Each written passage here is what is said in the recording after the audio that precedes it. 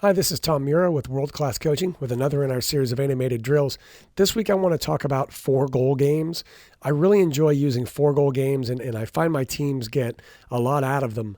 I use them for a very specific purpose. We use 4-goal games in order to work on spacing of our team and switching the point of attack. Now, there's a number of different ways that you can do that. The most basic way, the simplest way, is by using cone goals. And the flexibility that cone goals give you is that you can then say to the players, all right, in order to score a goal, you need to dribble through that goal rather than shooting on goal. So it puts the emphasis on moving the ball to the player in the open space who can then attack that goal and dribble through that goal rather than, focusing on the shot. And I find that when you take the shooting element out of it, then the players focus more on what they're supposed to be focusing on, which is switching the point, finding the open space, moving the ball, and then driving into that space. It's obviously more difficult to dribble through the goal because then you allow defenders time to recover and pressure you. But I like that, at least that progression, at least to start with that, to get the players thinking about, switching the point, finding the space to attack, and then attacking that space with speed. So once you've done that, you can actually make these goals, pass through as well. You can say to the players, all right, now in order to score a goal on that, to score a goal period, then you need to pass the ball on the ground, you can say, through that goal. So if they have to pass the ball on the floor through the goal, then, that's another way of scoring. Again, you're taking the emphasis off of, the shot per se, and you're focusing more on, finishing. You're focusing more on, making that pass into open space. You can even take this a step farther and you can say, have one target player behind this goal. So you can put a player back here on the black team, and we'll spin them around. And now you can say, in order to score a goal, you have to complete a pass to this one player. Maybe with younger players, you could have two, and you could say you just have to, complete a pass to either one of these two. And then a progression to that would be to remove one of them and have this player moving and showing. And this could be your forward in your team, or a player that's playing as a forward. So obviously, if you're going to rotate players through all the positions, you'll give a number of different players a chance to play this role. But the idea being always showing on the ball side to complete that pass. So if the ball is on one side of the field and we want to switch it to get it to the other side in order to complete that and complete that series and complete that action and complete the pass there, then this player is going to have to move from the ball side of the field here when they have the ball and they have possession. If the ball gets switched to the other side through the play, then this player has to show to that side in order to complete the pass. So, that's another progression that you can use that I really like with 4-goal games, focusing on switching the point. Now, what you can do next is you can just take these out and you can put goals in. Now, when I put goals in, I like to use the smaller goals, preferably the little kind of 3v3 size goals that, are maybe, 3 feet high at the most.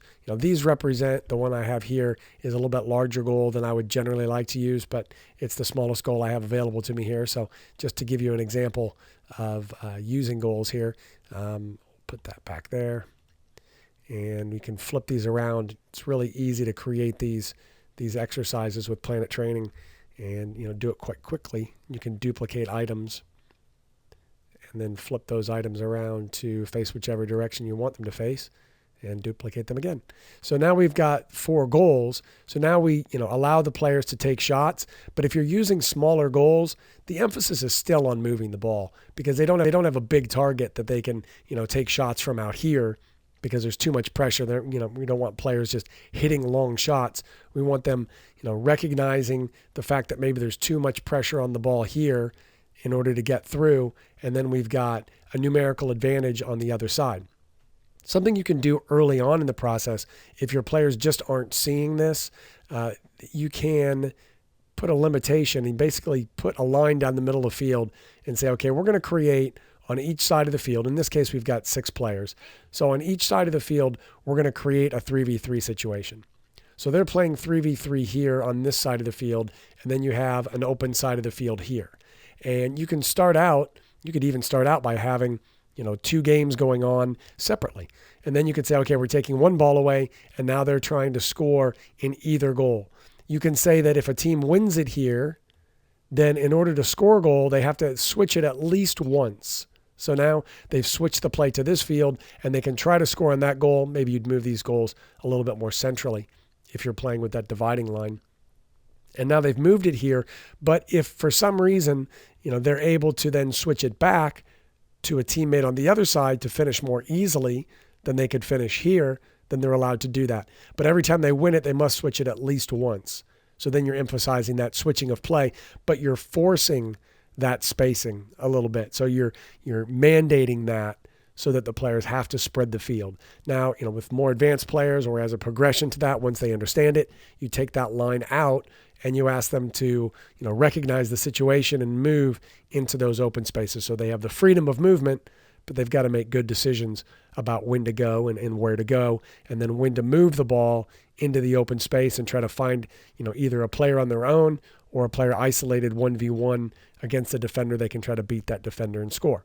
So, that's another way that you can play the 4-goal game. So you can play it with cones, you can play it with goals, and on the same end, so you can have these 2 goals on the same end of the field. And just as another way to show you can play a 4-goal game, you can take these out and you can have the goal here, and then we'll place a goal on each end of the field. And so what you're doing here is you're saying, okay, black team, you are attacking the goals on the east and the west side of the field, the east and the west side of the field. And then the team in yellow, you're attacking north and south. And so when the team loses possession, now they have to adjust how they're defending. Obviously, if the black team lost the ball here, then that's an opportunity for yellow to quickly score on this goal and to recognize that they've got the numerical advantage on this side of the field, so they can attack this player, basically 3v1 or 3v2 if he recovers. But you've got a 3v1 that you can go and attack. Whereas if they switch the ball to the other side, maybe we could do that, but we've got to go through players in order to get there. Perhaps these players are stacked in front and the defender wins the ball here because they were kind of attacking together, if you will. And the defender wins the ball here, and they think, instead of trying to attack this near goal, I've got a better chance if I switch it, and then I've got an open goal here to attack. So you're asking the players to make those decisions, but you've got one team attacking in one direction, the other team attacking in a different direction. So it makes, defending it a little bit more difficult. It makes attacking it, I think, a little bit easier.